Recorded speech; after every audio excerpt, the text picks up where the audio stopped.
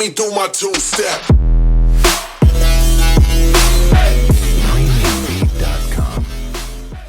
Hi guys, so today I am out having a play on the BMW 1250 GS. I've got the rally spec and it's got all the extras you could ever want and more. So join me on the test ride today, get my initial impressions. Everybody kept telling me try the GS, so that's exactly what I'm going to do today. I'm going to give it a little go and see which I prefer. I'm going to do similar to what I did on the Tiger. That's all I've got at the minute as a comparison. It's the only other new adventure bike that I've been on recently. So I will make a few references and comparisons between them both. So stay tuned, have a watch, and I'll try not to bore you too much. Oh, look at that, Nationals.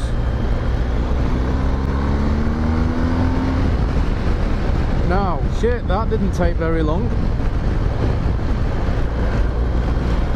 We know the GS is going to be quick. It's a 1250 engine. If it's not quick, there's something seriously wrong. The GS is supposed to be comfortable, and I can confirm it's bloody comfortable. For a big old heavy bike, it's lovely. Especially at high speed, you just feel like you're on a rail. I like it. I don't know if I like it more than the Tiger, but I've not been on it long enough to make that decision yet. So we'll see. So far, what I'm noticing,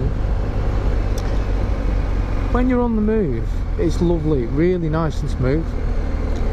Like it. Say it's a premium bike, costs a lot, but you can feel that when you're riding it. It does feel like a premium bike. Everything seems really put together well. But when you come to a stop, it just rattles all of your bones. Okay, so comparing this to the Triumph Tiger that I had last time, the Tiger was a nice bike. I really did like it. It's certainly one of the favourites I've been on for a while. But as you'd know if you've seen the last video, when I went out on that, I just kept it in road mode. I wanted to just see what it was like in its standard setup, so I could decide whether or not I liked the feel of the bike without having to play with all of the extras on there. So I was planning to do exactly the same on this bike. So when I picked it up initially, it was raining, so I had it in rain mode, and I thought, you know what, I'll give it a go in rain mode and see what that's like. So I'm not usually one to start flicking between rider modes, but what I found with rain mode was when you give it some throttle, it was nice and smooth, but there was just no thrill factor for it. You know, the speed picked up nicely. You didn't feel like you were going quick as such. It was a bit vanilla for me. So as the day's gone on and the weather's brightened up a little bit, I decided I was going to change out of rain mode, and I did. And I've gone up one. I've gone to dynamic. Now dynamic mode, as soon as I put it in, noticed a considerable difference, as shown with that little bit of a blitz. It is considerably more responsive when you change the mode. So I say, I'm not usually one to play with them, but that's kind of woke me up a little bit to it all, because I really didn't expect there to be such a big difference between rider modes. I thought, well, being being a biker of a certain age and never really having any modes to play with on previous bikes, I just thought it was all a bit gimmicky, and I feel like a right plum now because clearly it's not. So perhaps I should have used those a bit more when I was out on the Triumph. Hey ho. But I'm guessing the Triumph is probably the same.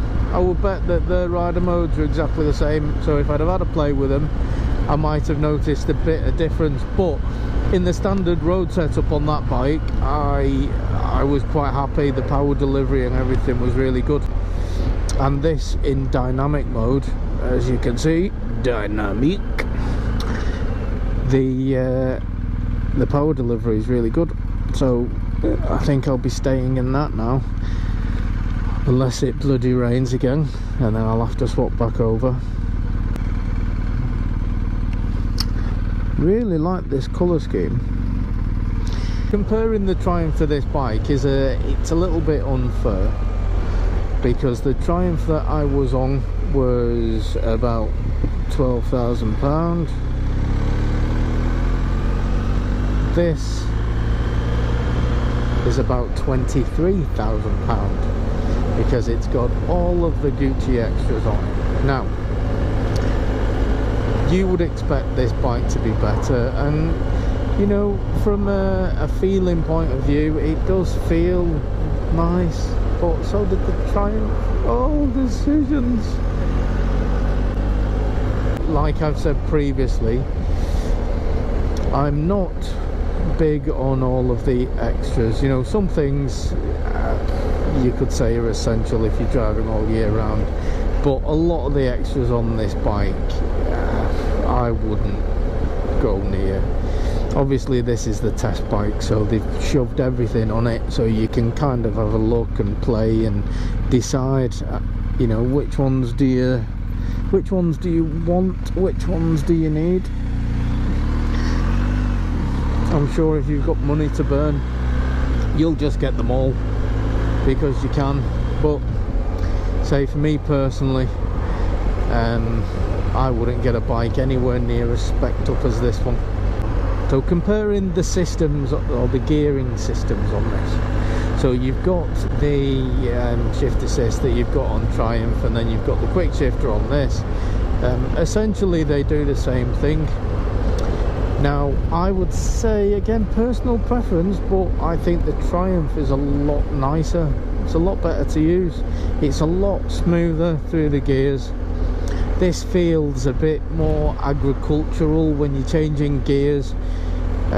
It's a bit clunky. Just going to take us into this car park, and we're going to have a little look around so I can show you all what this looks like, and I'll give you the full walk around so you can tell me what you think of it.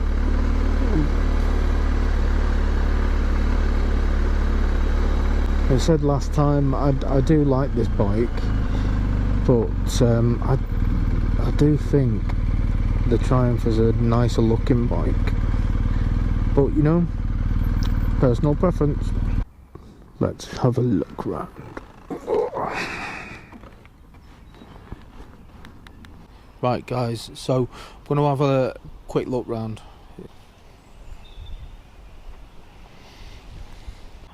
Yeah, so what this bike does have is the spoke wheels. I do like them. I think it really improves the look of the bike. It gives it that go anywhere feel to it. The exhaust, I do like that little look as well out the back. Yeah, I do like it. It is growing on me, this bike, the whole look of it. I do like the gold. Didn't think I'd like that. And then we've got this big old beast of an engine. There she is in all of her glory, the BMW 1250 GS Rally. Now I really like the paint scheme on this. This one's got the optional rally seat that's been lowered for my short horse. I do like the colour scheme as well on the tank, the blue, red and black. Do like it. And then you have got the standard face of the GS. Again, I just don't know. I think it's one of those love it or hate it faces, isn't it, with the lights. Personally, I said before, I think the Triumph's nice looking, but you know, it's not bad. As adventure bikes go, it's okay. Do like the extra additional lights we've got here as well. I could go into all of the spec for you, but anyone who's watching this, no doubt you've already seen 100 videos talking about this type of bike. So I'm just giving you the nice little look round. Oh, always has to get mentioned as well.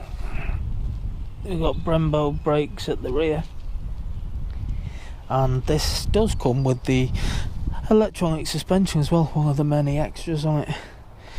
And yeah, another thing that's good for us shorties. I'll be honest, I don't know if it's on the lowest or highest setting. I'm guessing it's going to be on the lowest setting, because as this picture shows me sat on it, I am pretty much flat-footed on both feet, so I'd be shocked if it's not on the lowest setup. As you know, I've got my short legs.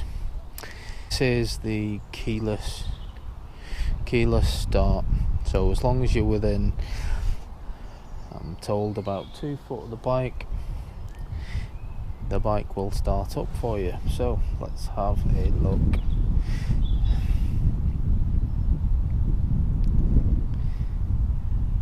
It is impressive, that, and I know these TFT screens get raved about, and I can see why. They are they're very nice on the eye. I like it. And as I whinged about the Tiger for the buttons near the indicators, I'm going to have to mention it on this as well, because if you look at the setup here, you have got buttons bloody everywhere. So here you've got the indicators, and again, when I've been riding and popping the indicators on, I have in mistake pressed the menu button and started messing. And I've also kind of knocked this whizzle wheel or whatever they call it as well. Yeah, I do like it. So what I'm going to do, just like the Triumph, I'm going to start it up and let you listen. Now with this, you don't need to put the clutch in when you're starting it up. As long as it's in neutral, just give it a press.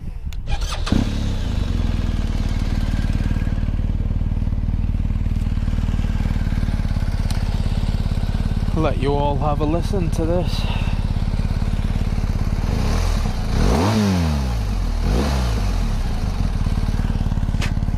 It sounds nice. Sounds alright. I think, again, I think I prefer the Triumph. Can't get used to that. That engine just sticks out. It's a big old bulbous thing, but it's probably why it's so balanced. The actual weight of the engine is pretty much all on the floor, so it feels really, really light when you're riding. So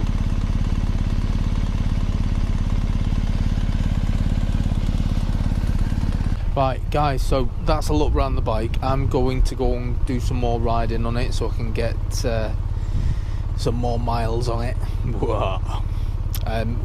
Come back for the next video and I'll tell you my impressions after I've had it for a little bit longer, what it's like to live with, etc. Okay, bye for now.